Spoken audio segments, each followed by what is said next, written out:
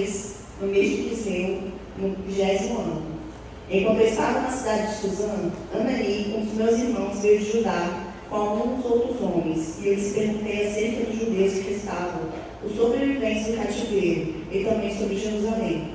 E eles me responderam: aqueles que sobreviveram ao cativeiro e estão na província passam por grande sofrimento e humilhação. O muro de Jerusalém foi derrubado e suas portas foram destruídas pelo fogo.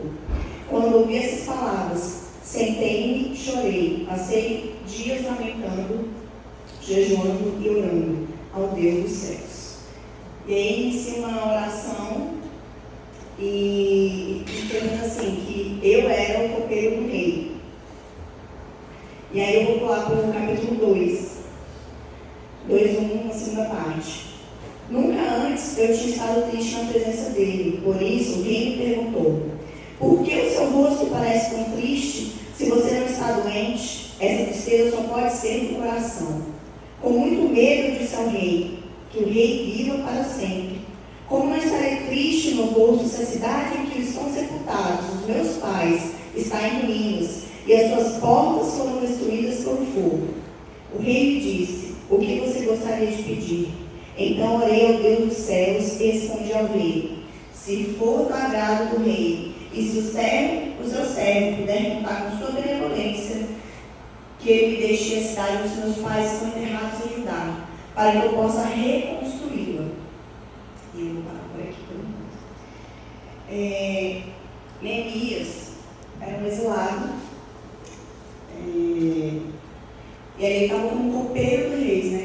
O copeiro do rei. O copeiro, naquela época, ele provava tudo que o rei comia e bebia, ele poderia, porque se estivesse envenenado, ele não sofria nenhum mal. Então ele era de muita confiança do rei, precisava de ser alguém de confiança do rei. E assim como ele era alguém de confiança do rei, ele também era alguém de confiança de Deus, porque ele servia a Deus. Quando ele recebe a notícia da destruição dos muros de Jerusalém, a primeira coisa que ele faz é jejuar e orar. E hoje eu quero falar um pouco sobre jejum e oração. A segunda coisa, quando o rei pergunta o que quer que eu te faça, antes dele responder ao rei, ele ora. Neemias orou e o rei aí, na continuação do livro, o rei concede que ele vá a Jerusalém reconstruir esses muros. O rei confia nele para isso. O rei dá cartas para que ele atravesse a cidade, chegue até lá. E quando Neemias chega, ele não conta a ninguém que ele está lá para a reconstrução dos muros. Ele primeiro vai fazer no capítulo 2, versículo 3, ele sai de madrugada, vai examinar os muros e ver onde os muros estavam quebrados, onde havia as brechas no muro. E só depois dele chegar calado e examinar tudo, ele procura os líderes de Jerusalém, os oficiais, para dizer o que ele tinha que fazer lá. E assim eles se enchem de coragem para começar esse projeto. E no capítulo 2, versículo 20, quando inimigos estão sabendo que vai haver essa reconstrução, essa mudança, os muros estavam construídos há 120 anos, então os inimigos não criam que eles vão ser reconstruídos depois de 120 anos. Então, quando eles estavam sabendo que Neemias estava lá e que haveria essa reconstrução, os inimigos zombaram, desprezaram aquela situação, né? O que vocês estão fazendo? Estão se rebelando contra o rei? E Neemias responde, 2:20, eu lhes respondi: o Deus dos céus fará que sejamos bem-sucedidos. Nós, os seus servos, começaremos a reconstrução, mas o que me diz a respeito, vocês não terão parte de direito legal sobre Jerusalém. Em sua história não há nada memorável que favoreça vocês. Neemias distribui os trabalhos, e quando eles começam a distribuir esses trabalhos, essa reconstrução se inicia verdadeiramente. Os inimigos se levantam furiosos mais uma vez e ridicularizam os judeus. Eles zombam, e Tobias, o amonita, eles estavam lá no capítulo 4 já, ele zomba de uma forma que ele fala: pois construam, basta que uma raposa suba lá, para que esse muro de pedra desague. Quantas vezes na nossa vida nossos muros estão destruídos, estão com brechas, as portas estão queimadas. Deus nos promete algo, pedimos algo a Deus, jejuamos, oramos para poder dar os primeiros passos. E os inimigos zombam, nos desprezam, não acreditam naquilo que Deus está fazendo. Mas Neemias não desistiu, Neemias orou. Glória a Deus. E quando ele foi zombado, desprezado, humilhado, ele volta a orar. Neemias ora porque tem a notícia, Neemias ora para poder responder o rei. Neemias ora quando chega lá, Neemias ora agora, depois da zombaria, e pede que Deus ouça e que Deus faça até sobre eles toda aquela zombaria. Nesse meio tempo eles começam a reconstrução, assim como nós começamos a nossa reconstrução da nossa vida quando encontramos Jesus, quando Deus fala conosco. A gente começa orando, a gente começa com uma promessa, e a gente pode ser até desprezado, ridicularizado, porém quando a gente tem uma fé total em Deus, a gente não pode vacilar. Então o povo começa e está todo dedicado ao trabalho. Eu estou no capítulo 4, eu falei um pouquinho do livro de Neemias, na verdade. E as brechas, no capítulo 4,7, as brechas estão sendo fechadas e os inimigos cada vez mais furiosos. Todos juntos planejam atacar Jerusalém e causar confusão. Então, sempre que vem a reconstrução, a restauração e até mesmo a oração, nesse caso, a oposição se levanta.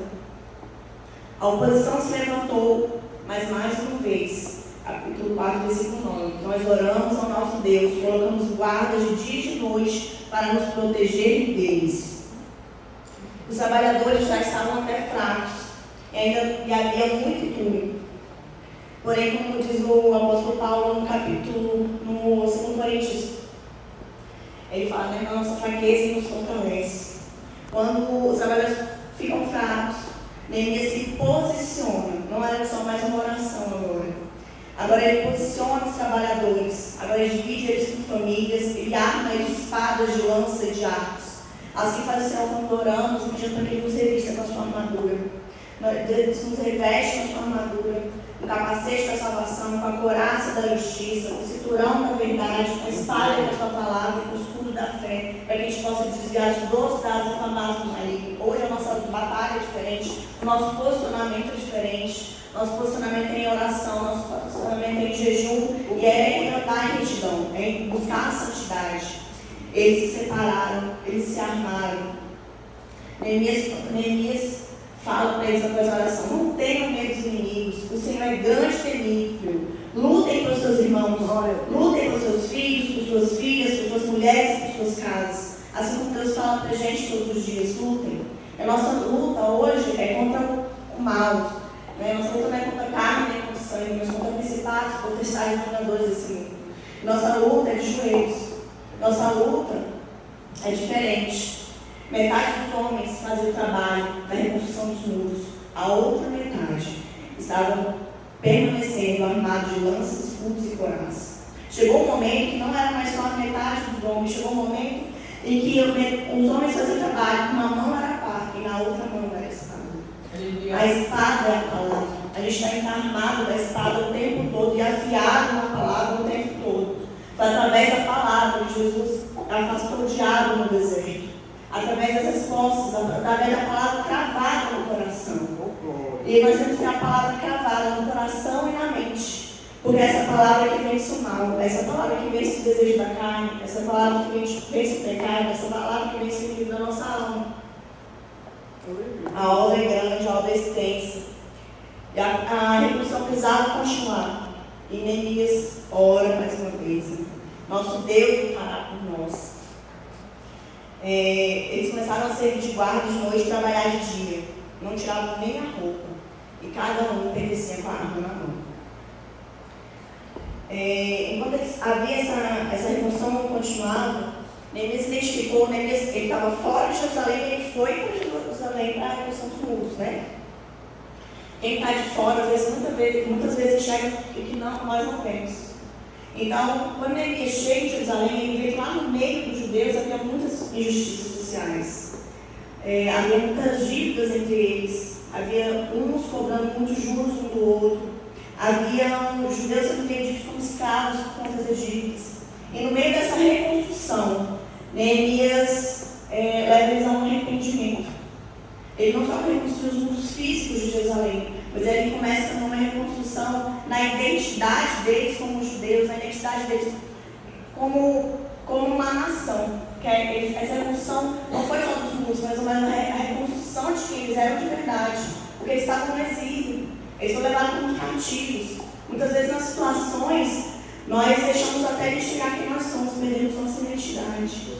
E o arrependimento e a palavra nos levam nesse lugar de conserto. E Neemias, no meio dessa reconstrução física dos muros, leva eles a uma reconstrução da identidade deles. E mais uma vez, os inimigos, Sanbalat, Tobias e Gesem, viram que os muros estavam quase prontos. Eu estou no capítulo 6. E não havia ficado nenhuma brecha, embora até então não tivesse colocado as portas no lugar. Os muros estavam prontos, não tinha brechas, as portas não estavam no lugar. Nesse momento eles armam mais uma estratégia para tentar que essa reconstrução não continue. O 6, versículo 3. Ele envia mensageiros a Neemias, e ele quer encontrar Neemias fora daquele lugar, num povoado, numa planície de homem. E Neemias responde para ele o seguinte, no 6, versículo 3. Estou executando um grande projeto e não posso descer, porque para a obra, para encontrar com vocês. Eles me mandaram 4 vezes a mesma mensagem, e todas as vezes dei a mesma resposta. O inimigo vem com oposição, o inimigo zomba, o inimigo humilha, o inimigo despreza, mas Neemias não sai do seu lugar, está posicionado. Porque a palavra do nosso pastor desse ano está nos posicionados. Neemias está posicionado, Neemias leva os trabalhadores a estarem posicionados, Neemias leva o povo ao conserto, e Neemias não cede a nenhuma armadilha, porque nenhuma arma forjada contra nós prosperará. Mas a arma forjada contra nós não prospera quando estamos posicionados, quando estamos em Deus. Pela 5ª vez, Sanbalat mandou mais um homem da confiança dele tentar convencer Neemias de sair da obra. E dessa vez ele leva uma mensagem com uma mentira. E ele dá uma resposta: nada do que você diz está acontecendo, é pura invenção sua. Aí versículo 9: eu orei pedindo, Deus fortalece as minhas mãos. Em meio a uma reconstrução, em meio a uma promessa, em meio a um rei benevolente que deu todo insumo para que ele pudesse fazer essa reconstrução, ele não deixava de orar. Ele sabia que o sustento, ele sabia que a força, ele sabia que quem forjava as mãos dele e as mãos do povo para aquela reconstrução era Deus. Em nenhum momento ele deixa de orar. Então a gente já está no capítulo 6. Em todos os capítulos a gente viu Neemias orando. Neemias buscando a face do Senhor. E Neemias não se intimida. Neemias, até o momento que Neemias, até nesse momento que ele pede que Deus fortaleça as mãos dele, ele procura um profeta. E ali esse profeta dá uma resposta para ele, que para ele fugir dos inimigos. E aí ele percebe que aquele profeta não era de Deus, não tinha sido enviado pelo Senhor. Eles estavam profetizando porque Tobias e Sanbalat tinham contratado, eles tinham sido pagos para intimidar Neemias. Se Neemias fugisse daquilo que Deus tinha até então abençoado ele a fazer, ele seria descredibilizado. Porque ele estaria questionando Deus, ele estaria questionando o homem. Então, o tempo inteiro, aquele que se coloca, que se prostra, aquele que busca a face do Senhor, ele tem discernimento. Ele não é enganado por qualquer palavra, ele não é enganado por qualquer profecia, ele não é enganado por qualquer armadilha. Porque ele está face a face com Deus. Glória a Deus. E escuta a voz de Deus e não dos homens. Glória a Deus. Capítulo 6, versículo 15. O muro ficou pronto no 25º dia de Elul, em 52 dias. Quando todos os inimigos souberam disso, todas as nações vizinhas ficaram atemorizadas e com orgulho ferido, pois perceberam que essa obra havia sido executada com a ajuda do nosso Deus. O muro que estava 120 anos destruído foi reconstruído em 52 dias. em todas as nações ao redor. Sabia que Deus tinha executado aquela. Oh, glória! Depois que o capítulo 7, depois que o muro foi reconstruído, que eu coloquei as portas no lugar, foram nomeados porteiros, cantores e levitas. Aí, depois disso, começam vários exilados a voltar para Jerusalém. E depois que eles começam a voltar, no capítulo 8, nós vamos ver que o escriba Esdras, que me trouxe o livro da lei para Moisés, eles começaram a ler o livro, capítulo 8, versículo 8. Ler o livro da lei de Deus, interpretando e explicando até o fim, para que o povo entendesse o que estava sendo lido. Moisés fala que o povo perece por não conhecer as palavras de Deus. A primeira coisa que ele fez após a reconstrução física dos muros, após levar eles ao arrependimento, foi ler a palavra de Deus para que aquelas pessoas achassem arrependimento e entendessem o que era a palavra de Deus. Então a gente tem que ter a convicção e a certeza que a gente tem que se colocar em jejum, que a gente tem que se colocar em oração, pedir orientação do Senhor, crer, não vacilar e ler a palavra de Deus. Meditar na palavra de Deus. Neemias é um exemplo disso. Ele não é só servir aos homens, mas ele servia a Deus e Deus sabia que podia contar com isso. Esdras 8, 9. Então Neemias, o governador, Neemias não era mais o copeiro. Neemias agora é governador de Jerusalém. Aleluia.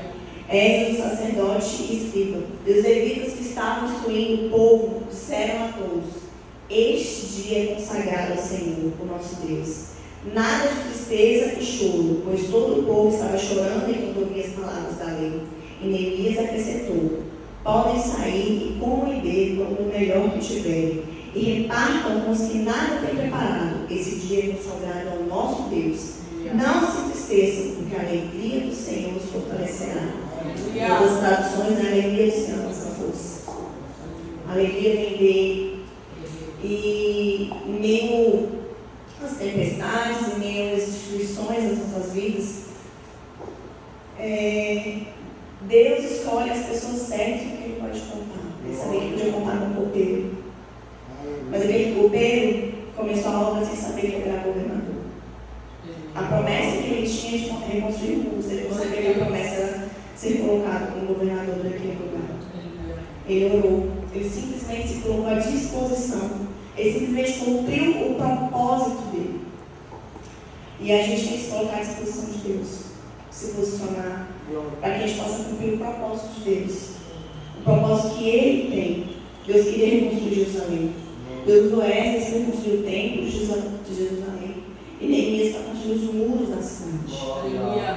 A nossa cidade muitas vezes está com brechas. Neemias reconstruiu os muros da cidade de forma que a palavra diz que não havia nenhuma brecha nos muros de uma cidade. A gente tem que imaginar o tamanho que é o muro de uma cidade.